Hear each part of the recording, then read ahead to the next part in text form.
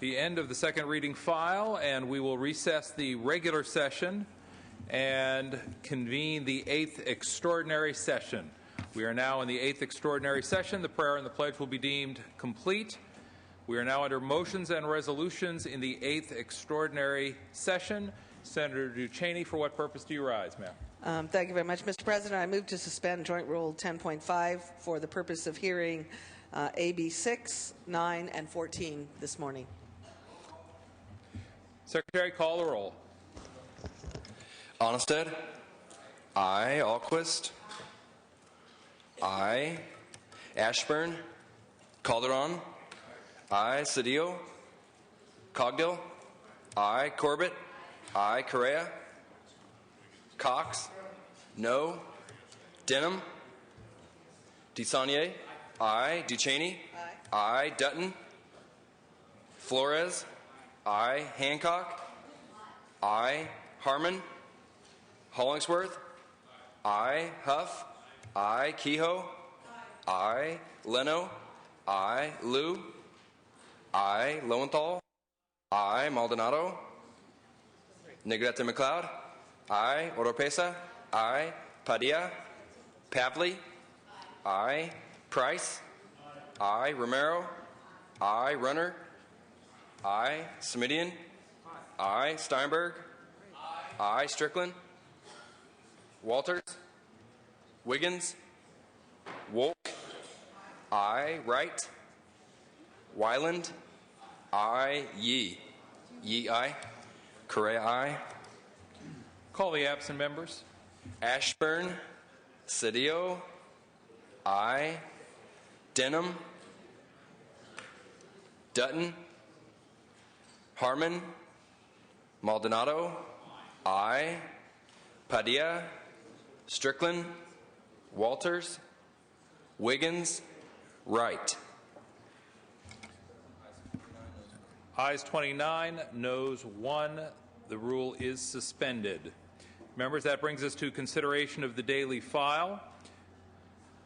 Assembly third reading file, items 4, 5, and 7. Senator Duchesne, for what purpose do you rise?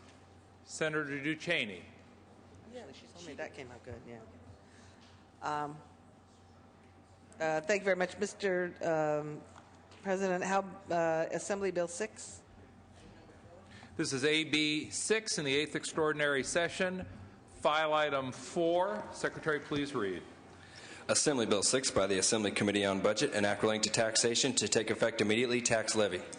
Members, this is a 21-vote bill, notwithstanding the Senate daily files. Senator Duchesne, thank you very much. Mr. President, members, this bill modifies the measure that was passed last week by the Assembly in a variety of ways.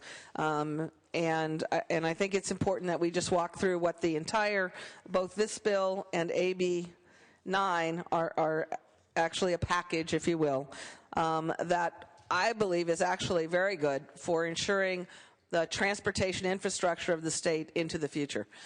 This is an opportunity, members, to do something that we've been trying to do in this budget for a while and create some stability in at least some very important area of government spending over the next 3 or 4 years.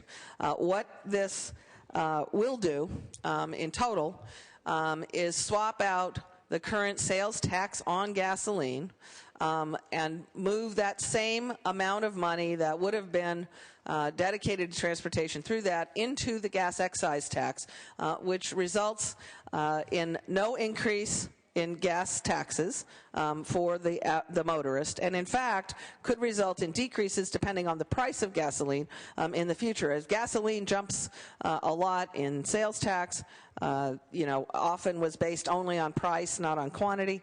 This will solidify more money to transportation than we've been spending in the last few years for the state improvement program on highways, for new highways, for the maintenance program, the SHOP program, as well as for local streets and roads into the future. So it does not have the provision that was in the Assembly bill that would have created additional general fund relief from this, but it does have a total of over $1 billion in general fund relief by moving the money in this fashion to allow us to pay, specifically to pay transportation bond debt, both for rail, for previous bonds on rail, previous bonds for transit, and those bonds that are outstanding for highways and roads, including 1B. So we're paying our transportation debt. We have a dedicated source from which to pay that into the future and not create that pressure on the general fund.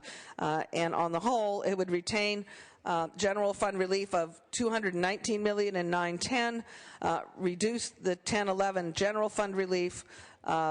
It would provide 10-11 general fund relief of $929 million, and doesn't do anything with corporate tax breaks the way the previous version did, and it does not have in it the regional fee authority. That can be a separate measure taken up in regular session or in a later session with respect to local government or in the tax session, but that is not included in this package, which was also in the earlier Assembly package. It also includes modified language requiring that Proposition 98, should we be in a test 1 year, will be held harmless, as similar language to what was done in previous measures like the split when we did the quarter-cent sales tax, triple flip, and some other measures like that. This language is very similar to that to protect Proposition 98 in a test 1 year from going below the 40% minimum. As a whole, I think it's a good package, members, and will secure our transportation infrastructure future, provide very much needed jobs to Californians, and this piece of it is this together with Assembly Bill 9. I ask for your aye vote. Debate or discussion? Senator Lowenthal. Yeah, thank you. I stand in support of this. You know, I'm not going to reiterate all the issues. I think this is good policy. We talked about this in the Budget Committee. Basically, it protects transportation. It takes transportation out of the general fund. It goes back to where California used to be, and that is the funding through a user fee through the excise tax. That's the way we've always had it. It has the protection of Article 19. It protects local cities. This will enable us to provide money for operations, both for transit, but also operations in the sense of maintaining our highway system. With additional shop funding, we have no additional to maintain the system, and also for local streets and roads, we're talking about potentially up to $200 to $300 million in addition to local streets and roads. So all of that, we all kind of deal with this as, you know, if we look at it in terms of a policy, when we presented it, it came up in the Budget Committee that Republicans said, you know, we kind of like the concept, but there are some problems with it. And one of the major problems, the core problem that they said, was we don't like the regional fee. We don't like it at that point tied into this. We have others. And we heard that. And we took out what was a core prop for us on the Democratic side. We took that out of the bill to reach out and say, can we have a bipartisan approach to move it forward? Now, I realize that some of the Republicans may not like the escalator clause in the bill. We understand, but we gave up a whole lot in getting rid of the regional fee. This is coming together to find good policy that no one likes every part of it, but we listen to both sides. This is going to be, if this is a demonstration of whether the legislature can really, in dealing with our budget process, create good policy along the way. And while not every aspect is liked by all sides, and as I tell you, it was very painful for me, who worked on this, to give up the regional fee, but we heard that because that was the core principle that Republicans said they couldn't support. So I'm saying, let's meet halfway. This moves it forward. You may not like the escalator part. We don't like giving up the regional fee, but the overall concept, this is fine policy. Every local regional, or not most local regional transportation authorities will tell you, please move this forward. Thank you. Further debate or discussion? Senator Hollingsworth. Thank you, Mr. President. Senators, I rise in opposition to this measure. And even though this measure is changed somewhat from the previous measure that was heard, and as has previously been said, that Republicans remarked about their points of opposition, there still remains very large points that we oppose. In fact, it's sort of like you have 10 or 15 things that are wrong with a measure, and you take a third of those away and wonder why we can't support it. When the very large issue that looms before us is that the people of this state 32 years ago put into the Constitution a protection for them, and a protection for them against ever-increasing taxes. They said that if the legislature desires to raise a tax, they need to garner two-thirds of the people's voice in the legislature. That is, two-thirds of the legislature needs to support that tax increase. Well, this very clearly is a tax increase on the excise tax.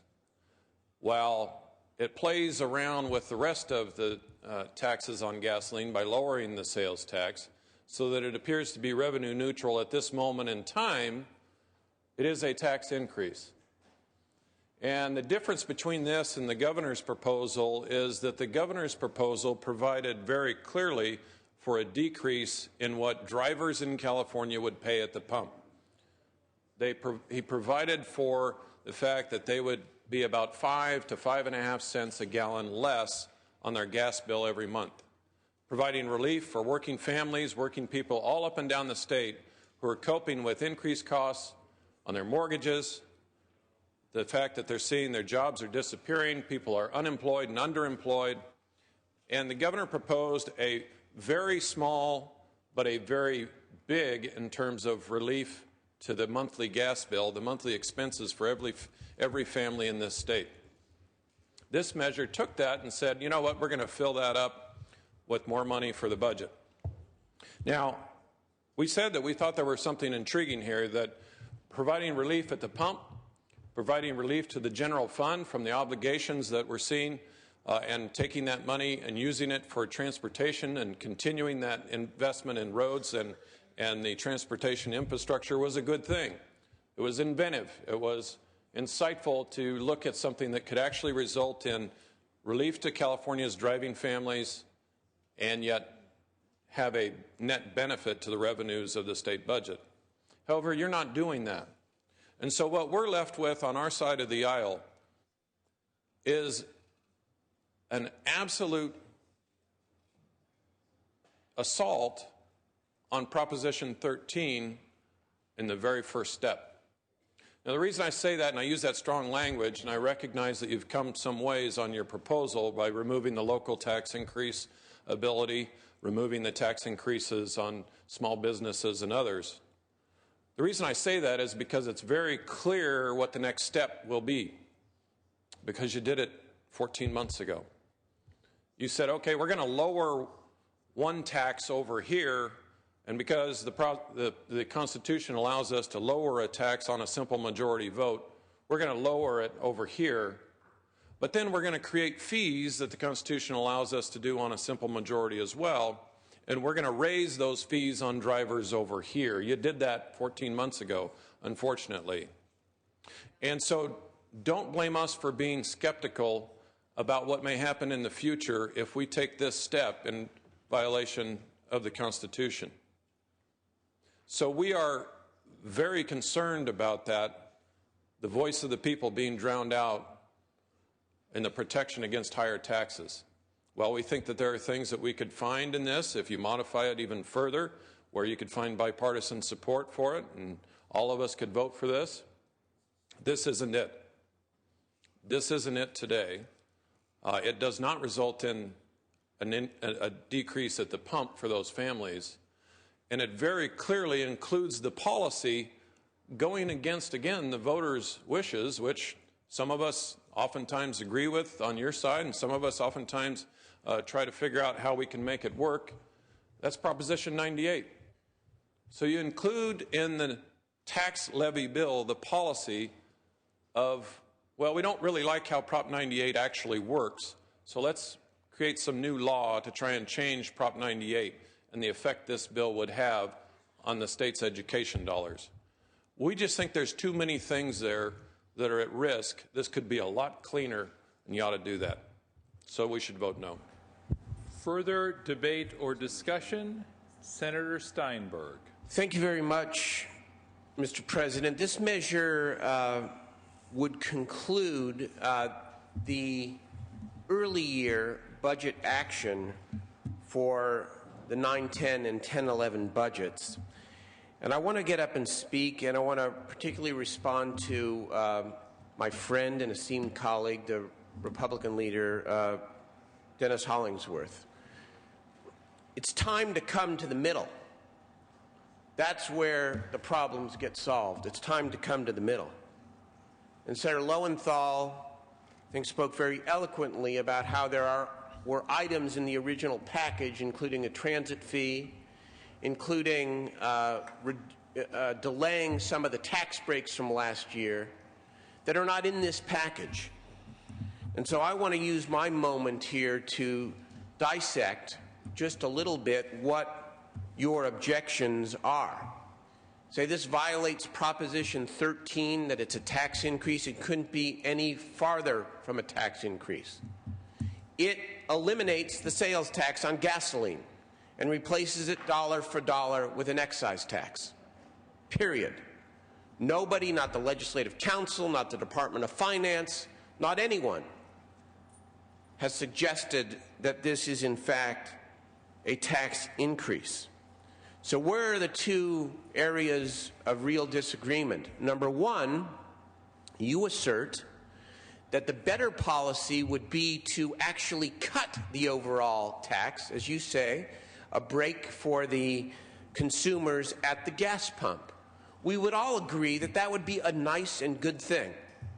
But we have to compare that with the way this bill intends to use that nickel difference. We intend to use that nickel difference on what we also hear consistently is your top and high priority, and that is job creation. If we have any bipartisan agreement around a subject on this red carpet, it's the importance of infrastructure and building infrastructure as a way to create high-wage jobs. The transportation community is supportive of this proposal because, in fact, it puts $655 million into fixing desperately needed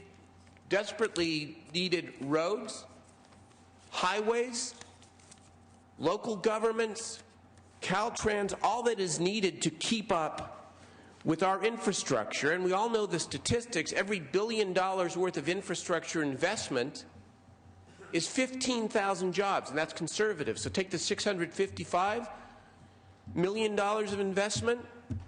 We are talking about the creation of approximately 10,000 jobs. And I don't know if you've been to any of the hiring halls lately or talked to any of the people out on the front lines, but the hiring halls in many instances have a 30 to 40% unemployment rate. Want to bring down the unemployment rate? Invest money in infrastructure, and that's what we're doing. Finally, Senator Hollingsworth mentioned Prop 98 and education. It's a technical thing, as you described. Prop 98 itself is very technical, but here's what's at stake. The minority party would assert that we ought to take down, as a result of this transaction, education funding by about $800 million. Today, at our Capitol and throughout the state, there are thousands of young people, thousands of parents, thousands of teachers, thousands of people in California saying we've done enough damage to public education as a result of resolving our $60 billion plus deficit last year. And that enough is enough. We don't know what decisions we're going to be confronted with come June or July. We certainly see some hopeful signs. But now is not the time to cut public education. And this bill does not cut public education. I'd urge an aye vote. Is there further debate or discussion? Senator Huff. Thank you, Mr. President. Well, I was going to keep quiet and not weigh in here because I was one of the guys in Budget Committee that appreciated the reach over the aisle and try to find some common ground. However, I have been consistent that we should not be putting a COLA into this. And so I would like to address in just some of the comments of the Pro Tem just now. He said nothing could be further from the truth as far as this being a tax increase. With these COLAs in there, the question is 5 years from now or any time, will the people at the pump be paying more or less? With the inflators in there, they will be paying more. So regardless of the machinations you go through now to have a tax-neutral policy, with inflators in there, you will be generating more for transportation. Now, I'm one that actually likes funding for transportation. So just let's not do it in a creative, sleight-of-hand manner. As far as Prop 98 being very technical, it is technical, but it was also put in place by a vote of the people. And it should be changed by a vote of the people, not by us doing these creative things. There's other ways to hold Prop 98 harmless. You don't have to throw it into this bill and make it convoluted with policy and taxes together. You can just decide out of the general fund that you're going to do more than the minimal guarantee of Prop 98. Because that's what Prop 98 does. It guarantees a minimum funding. We just never presumed that we'd be in a test one situation right now, so we've been going through some gymnastics on that, but you don't have to say anything here other than it's holding the hand of the education community. I appreciate that, but that's just confusing the issue. So there are other ways to keep education funding at a level that we all decide to do without complicating what we're trying to accomplish today. But I believe with the inflators in there that we will be paying more at the pump than less through this switch. Further debate or discussion? Members, is there additional debate or discussion? Debate or discussion? Senator Duchesne, you may close. Thank you very much, Mr. President. Let me just clarify a couple of things just in view of the debate. I appreciate the discussion, members, but it is our view, and it is the specific language that it will not produce a net revenue gain in state taxes.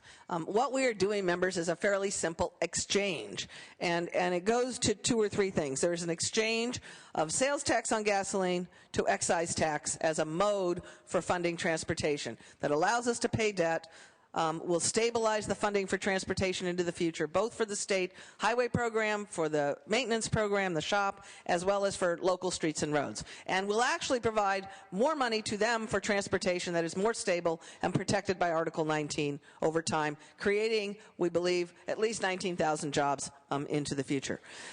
The other swap, if you will, the other exchange is on the diesel fuel side. It goes the other way.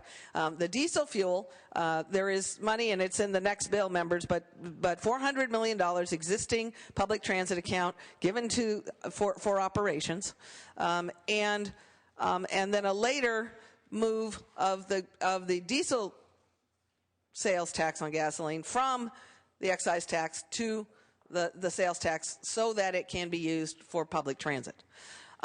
Both of those are even, and the only so-called escalator is not really an escalator. It is, in fact, trying to keep it flat and whole. What the effort here is to keep transportation dollars what they would have been. So it is not an automatic. It is not like a COLA.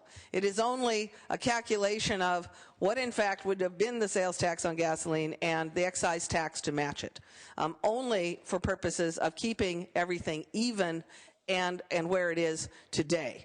The price at the pump will not go up, and with all respect to the argument about lowering it, you know, when you talk about lowering less than $1 on a large tank, an average tank of gasoline, versus creating 19,000 jobs, all of whom will be able to pay income tax, all of whom will be doing things that will help our economy get into the place where all those businesses that we all keep talking about can flourish. You need jobs movement. We need people not to have congested roads. We need the cities and counties to have the roads money to fix their circulation systems. All of those things are positive, and this package, in fact, includes protection for public transit as well. So, members, I really think we have done what's necessary. There is no tax increase here. It is flat, it is simple, and there is very specific language that it not produce a revenue gain. The Prop 98 issue is really only to say that is what we are doing, and we should not affect it by a policy change that says the revenue source is no longer general fund. The revenue source for transportation is gas tax, is excise tax, and that the point of the 98 language is only say that should not adversely impact the 98 formula. When you are making a policy change of that nature, the point is to protect the baseline lowest level funding for education, which is the Test 1 level. We have not seen that in a long time, but it does protect against it, just as all other similar things where we changed sales tax, took a local and swapped it with state, when we've swapped property taxes, all of those kinds of swaps, there has been similar 98 protection language. This is consistent with those, so that these new policy changes, as they're implemented over the next couple of years, do not have a negative impact on the Test 1 98, their baseline and very minimal funding, which is, you know, we haven't seen one of those years since 1988, but it could happen, and it is an opportunity to make sure that that baseline is protected. Ask for your aye vote. Secretary, call the roll. Onnested? No. Alquist? Aye. Ashburn? Calderon? Aye. Cedillo? Cogdill? No. Corbett?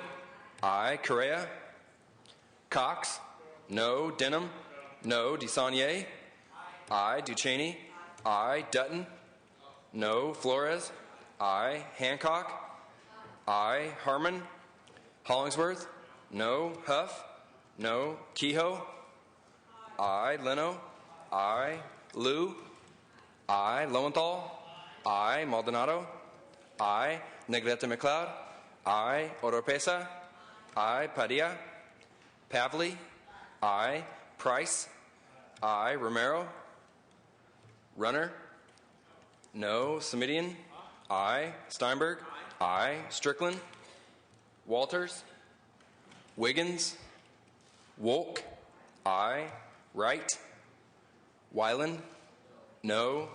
Yee? Yee, aye. Cedillo, aye. Romero, aye. Correa, no. Mr. President, ayes 22, noes 10. Ayes 22, noes 10. The bill is passed. File item number 5. Senator Ducheney, Secretary will read.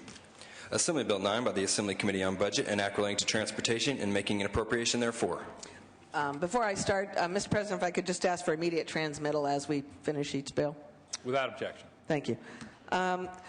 Assembly Bill 9, members, is the companion measure that does contain some of the appropriations. It appropriates $400 million immediately from the existing public transit account for transit operations, at least, and for 09-10 and 10-11, and will provide at least $350 million annually starting in 11-12 because of the exchange that I discussed earlier in diesel tax, in the diesel tax swap.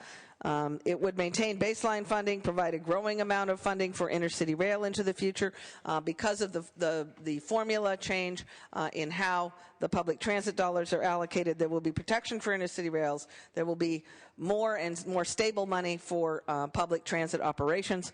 And additionally, there will be new money for highways and roads, particularly for local governments, over $400 million in 11-12, $3 billion over the next decades. Again, remember, to get our infrastructure in place for the economic recovery we are all working to see occur as quickly as possible, and will provide general fund relief by paying transportation bond debt, both in transit and in the baseline monies for highways, streets, and roads. Members, let me just say this, too. I think it is critical to think about what that means, because what we've done, I believe, for the bond markets and for those who are worried about our budget status and all of those kinds of things, it is critically important that they see we now have this dedicated revenue stream to pay off our transportation bond debt. I think that is going to help us on this road to recovery and restoring our creditworthiness in the eyes of the larger bond markets. Ask for your aye vote. Debate or discussion, members? Debate or discussion? Seeing and hearing none, Secretary, call the roll. Onnested? No. Alquist? Aye. Ashburn? Calderon? Aye. Cedillo? Aye. Cogdill? No. Corbett? Aye. Correa? Cox? No. Denham? No. DeSaulnier? Aye. Ducheney? Aye. Dutton? No. Flores? Aye. Hancock? Aye. Harmon? Hollingsworth? No. Huff? No. Kehoe? Aye. Leno? Aye. Liu? Aye. Lowenthal? Aye. Maldonado? Aye. Negrete McLeod? Aye. Oropesa? Padilla? Pavley? Aye. Price? Aye. Romero? Aye. Runner? Smidian? Aye. Steinberg? Aye. Strickland?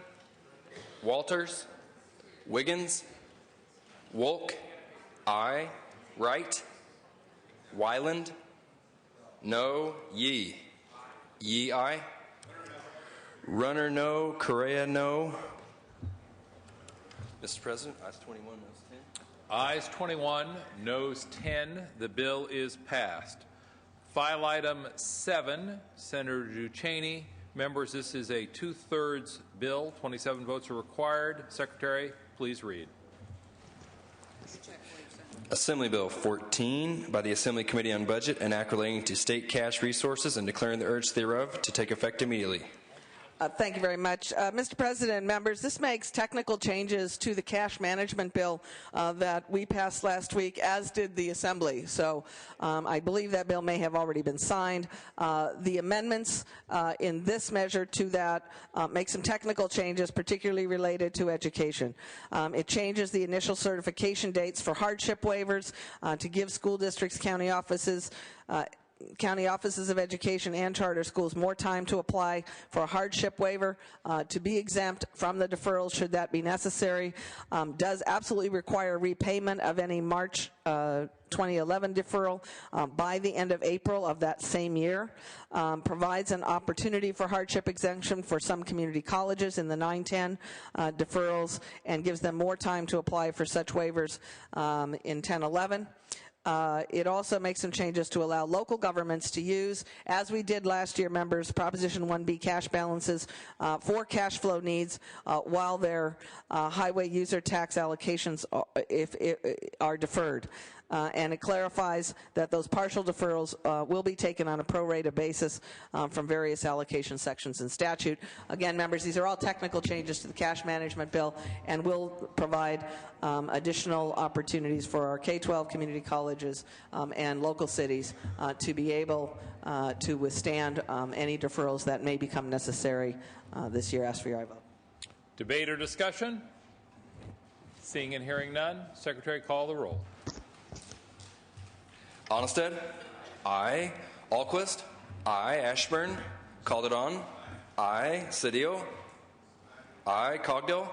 Aye. Corbett? Aye. Correa? Aye. Cox? Aye. Denham? Aye. DeSaulnier? Aye. Ducheney? Aye. Dutton? Aye. Flores? Aye. Hancock? Aye. Harmon? Hollingsworth? Aye. Huff? Kehoe? Aye. Leno? Aye. Liu? Aye. Lowenthal? Aye. Maldonado? Aye. Negrete McLeod? Aye. Oropesa? Aye. Padilla? Pavley? Aye. Price? Aye. Romero? Aye. Runner? Aye. Smidian? Aye. Steinberg? Strickland? Steinberg, aye. Strickland? Walters? Wiggins? Wolk? Aye. Wright? Wyland? Aye. Yee? Yee, aye. Mr. President, ayes 31, noes 0. Ayes 31, noes 0. The bill is passed. Members, we are still on the daily file in the 8th Extraordinary Session. Under Senate third reading, file item 3. Senator Oropesa, Secretary, please read. Senate Bill 30 by Senator Oropesa, an act relating to the California Conservation Corps and making an appropriation therefore. Thank you very much, Mr. President, colleagues. This measure appropriates a total of $20 million to local Conservation Corps and $10 million to the California Conservation Corps to recycle e-waste and tires. Additionally, it reappropriates Prop 84 funds that were originally allocated in 2008 and 2009, but have not yet been encumbered. This money will be infused into our communities to immediately create jobs and clean up our neighborhoods by recycling items that would otherwise be destined for our landfills. Today, there are over 4,000 young people waiting to join the Conservation Corps.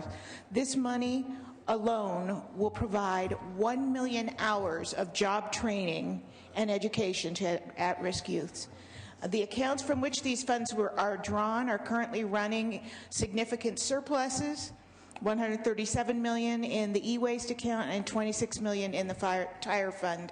Both local and state conservation corps are cost-effective labor forces earning minimum wage and at the same time giving the corps members, work to earn their high school diplomas.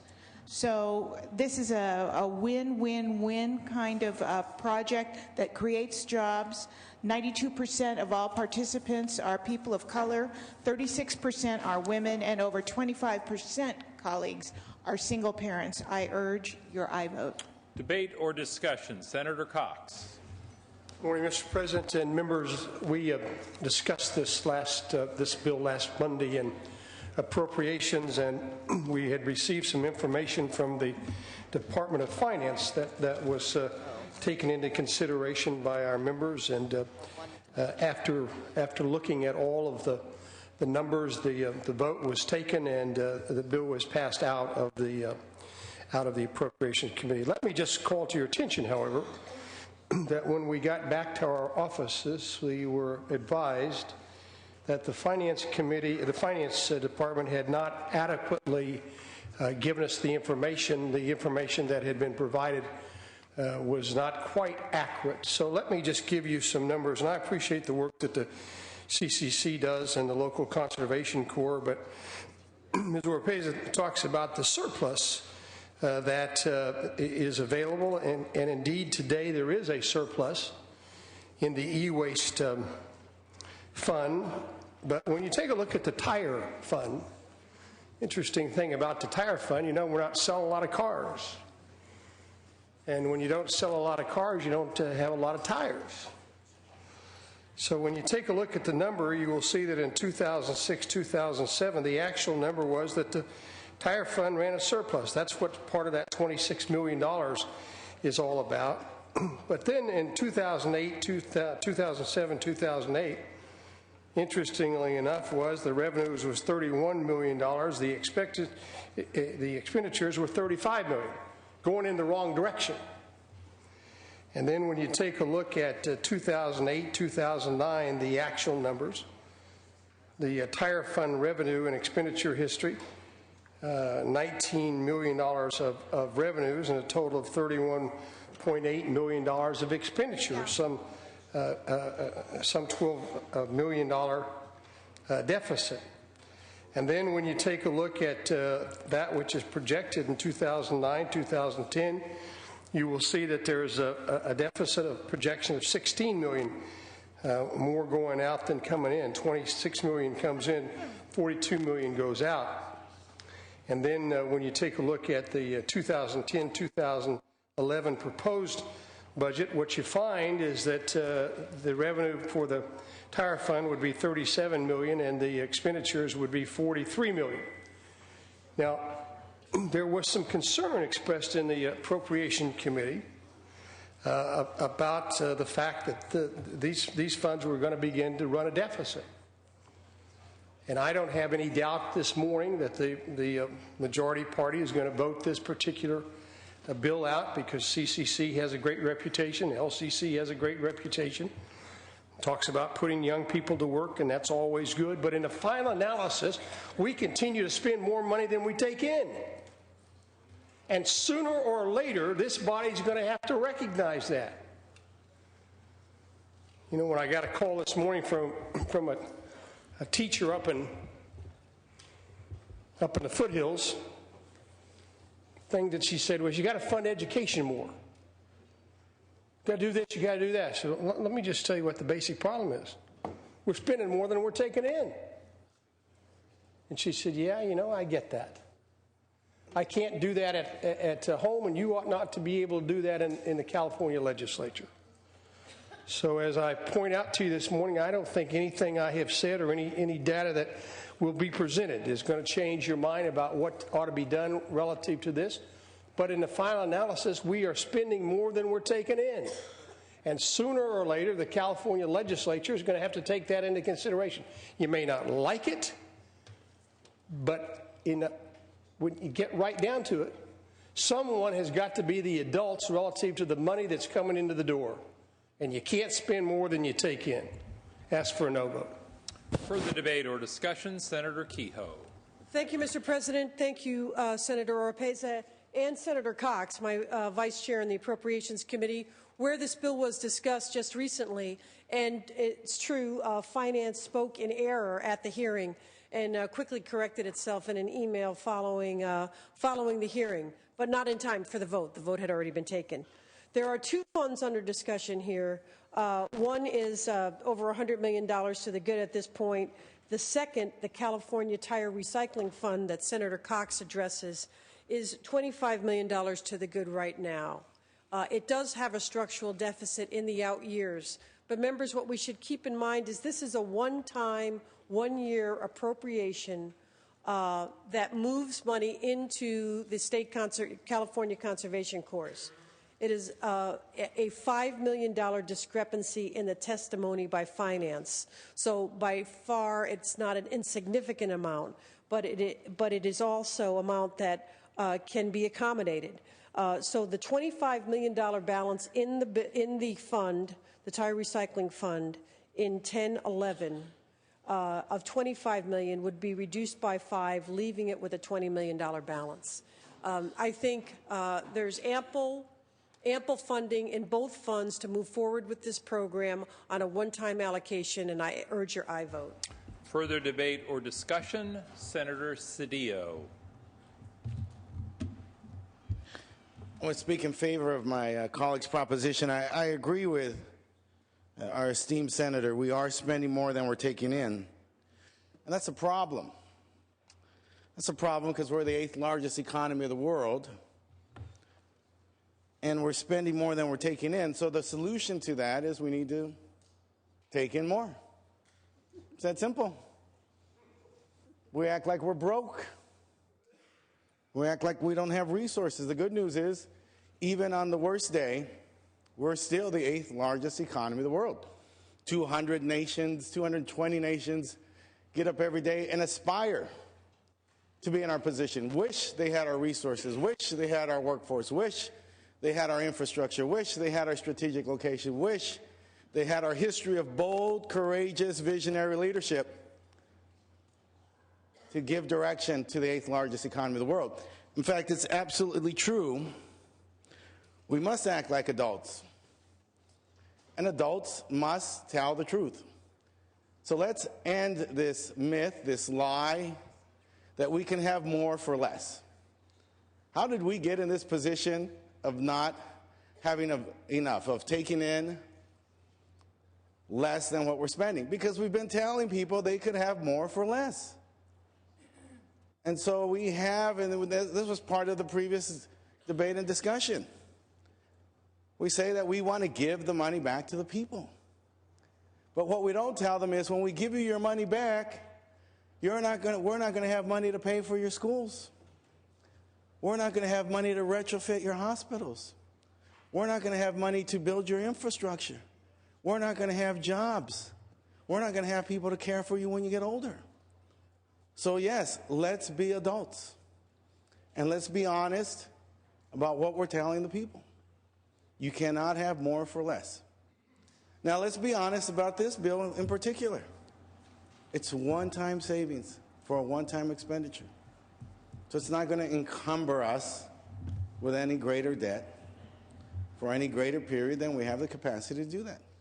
So let's be honest, let's be adults, let's vote aye for the proposition. Further debate or discussion? Senator Dutton. You know, I somewhat agree with my colleague about a lot of the things that Senator Castillo just said, but you know, one thing about it, I've been on budget now for a number of years. In this particular case here, one thing we have a problem here in California is that, frankly, the legislature, and I don't like making some of the tough decisions that we have to make, just sometimes you have to make some hard decisions. And in 2009, even the Legislative Analyst's Office indicated that the California Conservation Corps' performance in training and education had diminished significantly, and that supposedly this inexpensive program, in fact, was actually costing more than what could accomplish by contracting out. Also, too, with regards to this kind of a practice, this is the same thing that's happened to us in the past with regards to how we build our roads and everything else. You know, everything we do costs more than it does just about any other state. Our cost of electricity is more, our cost of building roads is more, everything's more. And you have to take a look at why. And a lot of that's because of the regulatory environment that we've created here in California. So if you're really serious about wanting to take care of the less fortunate, if we're really serious about wanting to create jobs in the private sector and improve that, and therefore improving our economy so we do have the money to be able to pay for these extra things, then we need to be serious about regulatory reform. And some programs like this, unfortunately, just may have to end up being sacrificed because they aren't cost effective, they aren't efficient, and this program here just is not going to end up being able to pass muster at this time. And so I would suggest that we go ahead and reject this motion and get to the business of reforming these other areas of our state, and so that we actually can get back to providing these kinds of programs when we can afford to do it. Further debate or discussion? Seeing and hearing none, Senator Oropesa, you may close. Thank you very much, Mr. President. Colleagues, this has been a lively debate, discussion. I appreciate that. I would remind my colleagues, first of all, that we are talking about non-general funds. So relative to some of the remarks that were made about impacting our overall budget, this does not impact the general fund in any way. These are special funds. Want to remind everybody once again that this is a one-time allocation. It does not put any account in deficit. In fact, it leaves surplus in all accounts, in both of the accounts that it takes resources from. And then finally, I would remind and suggest to my colleagues that this is not only a program that puts young people to work or gives them educational training. This is a program that actually increases our tax base. It makes taxpayers out of people who have heretofore been having to rely on some of the services that our system provides. So this is a winner on multiple levels. I would respectfully ask for your aye vote today in support of a program that I believe is extremely efficient and important to our job creation agenda as well. Thank you. Secretary, call the roll. Onestad? No. Alquist? Aye. Ashburn? Calderon? Aye. Cedillo? Aye. Cogdill? No. Corbett? Aye. Correa? Aye. Cox? No. Denham? No. DeSaulnier? Aye. Ducheney? Aye. Dutton? No. Flores? Aye. Hancock? Aye. Harmon? Hollingsworth? No. Huff? No. Kehoe? Aye. Leno? Aye. Liu? Aye. Lowenthal? Aye. Maldonado? Aye. Negrete McLeod? Aye. Oropesa? Aye. Padilla? Pavley? Aye. Price? Aye. Romero? Aye. Runner? Smidian? Aye. Aye. Steinberg? Aye. Strickland? Walters? Wiggins? Wolk? Aye. Wright? Wyland? No. Yee? Yee, aye. Mr. President, ayes 23, noes 8. Ayes 23, noes 8. The bill is passed. Members, we will now recess the 8th extraordinary session and reconvene the regular session. Under further business in the regular session, privileges of the floor, Senator Weiland. Would this be an appropriate time to adjourn in memory? Yes, Senator Weiland, do you have a recognition you want to offer today? Pardon me? Do you have a recognition? I do, and that I guess then we'll follow that with an adjourn in the memory. Thank you. Then an adjourn in memory is appropriate at this time, sir. I would like to recognize my Chief of Staff, Dave Loudon, who will be leaving my office. Tomorrow is his last day. He will be working in managing a campaign for governor in Connecticut. Coincidentally, another former staff member of mine is managing the other candidate in that same primary in Connecticut. Dave has worked in several offices while he's been here. He's worked in Tom McClintock's office, in Dick Ackerman's office, in Alan Nakanishi's office. He was a lobbyist for PASC, the Professional Association of Specialty Contractors, and instrumental in getting legislation passed that protected them as small business people in their jobs. I'm going to miss him. Several of us will miss him. There will be donuts in my office for any of those who want to stop by. And I'd just like to recognize and thank Dave for all of his work in the legislature. Wish him well in the political sphere that he's entering in cold country in Connecticut. And thank you for the time he's been here. Thank you, Senator Weiland. Thank you, Mr. Loudon, for your service to the state and to the people of California.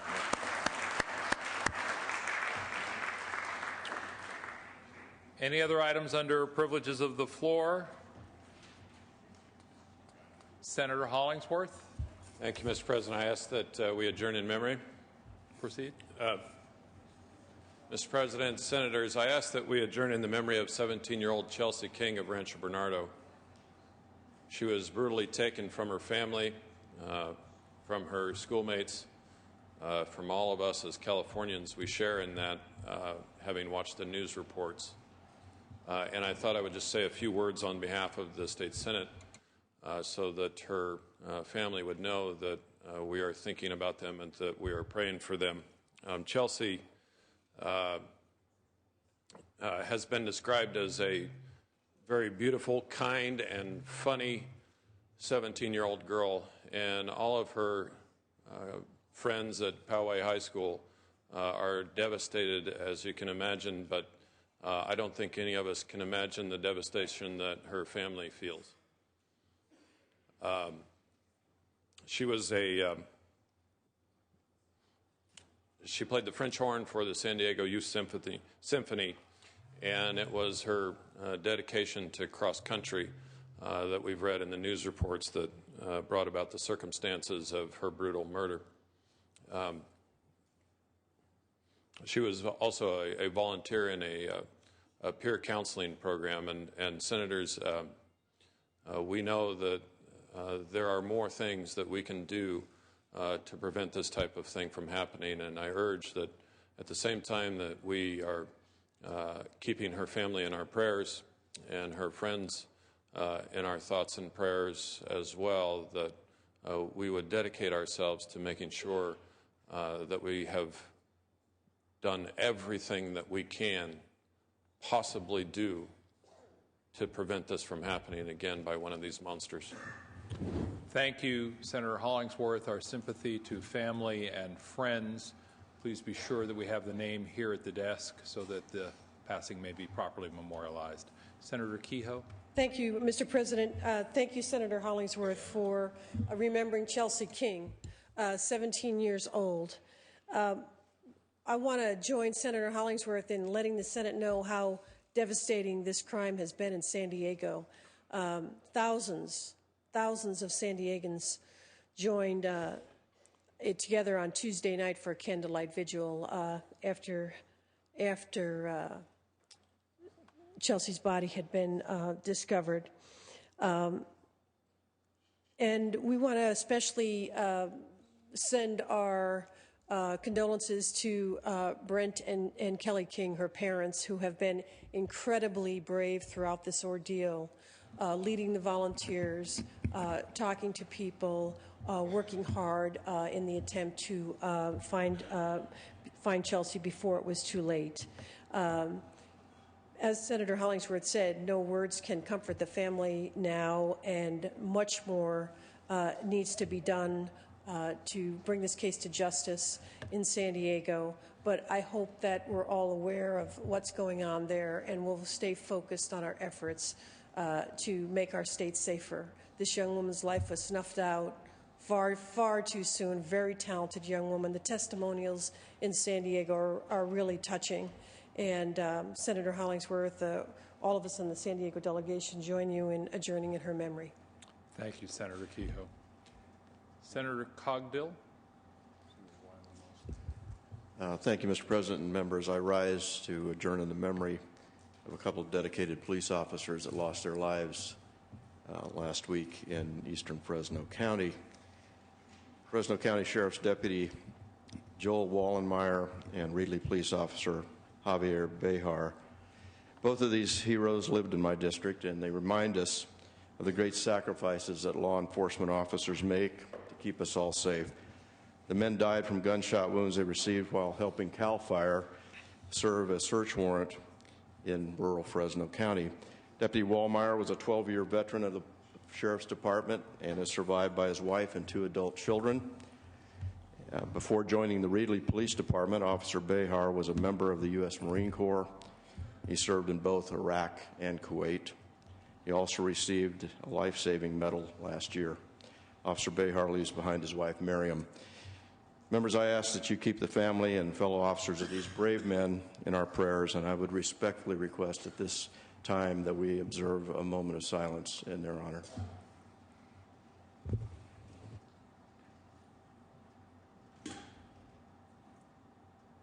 Thank you, Senator Cogdill. Please share the sympathies of the Senate with the friends and family of the deceased officers, as well as our appreciation for their public service. Could we ask that you bring the information forward so that their passing may be properly memorialized by the Senate? Senator Weiland, for what purpose do you rise, sir? Mr. President, I too would like to rise in memory of Chelsea King. I appreciate the comments of Senator Hollingsworth and Senator Kehoe. This event occurred in a park in my district. It's a part of the San Diego River Valley. It's intended to be a beautiful area of trails, and it has been used by many not only to hike, but in this instance, for a cross-country team. And unfortunately, this young woman was there running on her own when she was assaulted by this predator. This predator had already assaulted another young woman in previous months in the same area. We all know how incredibly devastating this is to her family, and as any death of a child would be, but all the more so because of the circumstances of this death. I think it's incumbent upon us as a legislature to see if beyond this tragedy we can determine ways of trying to prevent such things in the future. I just want to reinforce how wonderful a young woman this was, and I think that for all these circumstances going forward, it's important that we try to do what we can to make sure this does not repeat. Thank you, Senator Weiland. If there is no other business, Senator Oropeza at Senator Steinberg's desk. The desk is clear. Thank you very much, Mr. President. Just for announcement on behalf of the Pro Tem, the Senate will be in recess today until 3:30, at which time the adjournment motion will be made. We will reconvene, colleagues, on Monday at the regular time of 2 p.m. Thank you, Senator Oropeza. Senate will be in recess until 3:30. We will reconvene Monday at 2 p.m. Senate stands in recess.